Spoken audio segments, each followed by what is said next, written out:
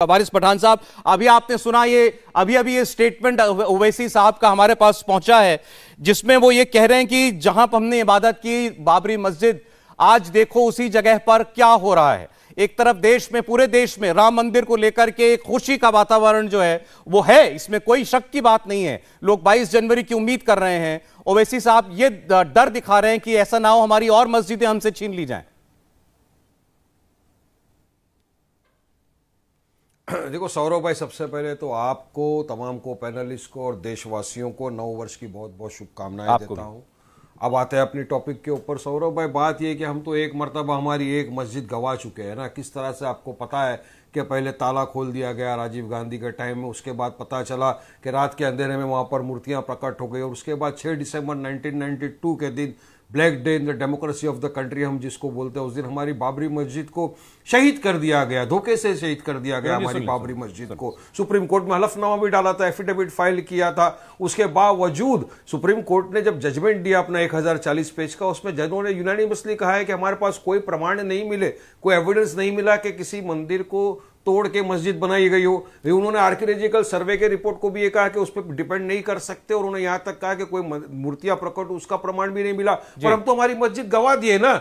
एक आस्था की बुनियाद के ऊपर एक फैसला है, आर्टिकल 142 संविधान के तहत सुप्रीम कोर्ट ने जजमेंट दे दिया, और हमने तो तब भी कहा था हमारा दिल आहत है कि हमारी मस्जिद को शहीद करके आप हमको एक 5 एकड़ का टुकड़े का लैंड दे रहे हो मस्जिद बनाने के लिए। नहीं सौरभ भाई, हमको नहीं चाहिए। देश का मुसलमान इतना सक्षम है कि अगर जुम्मा की नमाज के बाद एक रुमाल बिछा दिया तो करोड़ों एकड़ खरीद सकता है वो।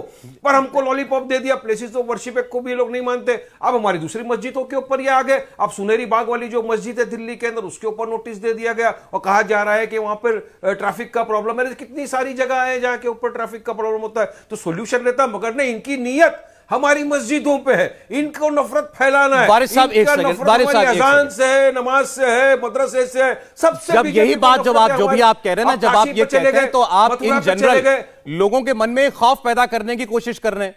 सुप्रीम कोर्ट का वर्डिक्ट आया, आप तो खुद जाने माने वकील हैं, आया वो वर्डिक्ट सुप्रीम कोर्ट का वर्डिक्ट है, 5 जज बेंच का वर्डिक्ट है, यूनानिमस वर्डिक्ट है। आप सब जानते हैं, सारे जजों ने एक राय होकर के वो फैसला दिया।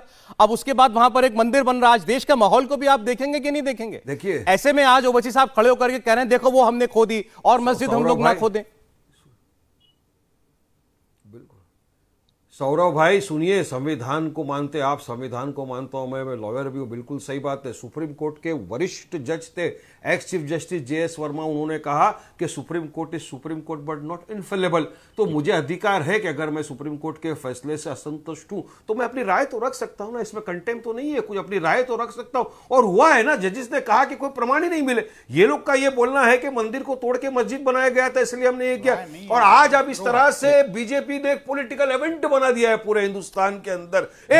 अरे भाई, मैं आपको बताना चाहूंगा सौरभ भाई, राम के नाम के ऊपर ये जो गंदी सियासत कर रहे हैं ना, इनको याद दिलाना चाहूंगा, IIT BHU के जो छात्र है ना, वो भी राम की ही ये थी संतान। क्या कर दिया उसके साथ ये बीजेपी? दो बातें मत जोड़िए वारिस पठान जी, दोनों बातों को मत जोड़िए। जहां पर मंदिर बन रहा है, मैं कह रहा हूं दोनों विषयों को जोड़िए मत। एक अपराध का विषय है, एक आस्था का विषय है, जहां पर भगवान राम में करोड़ों लोगों की आस्था है, वहां एक मंदिर बन रहा है, वो बहुत से लोगों के लिए एक बड़ी पूजनीय जगह है। प्लीज उसको ऐसी विषय के साथ मत जोड़िए। मैं आपसे केवल इतना कह रहा हूं, अपनी पॉलिटिकल बात, आप पॉलिटिकल बात बोलिए।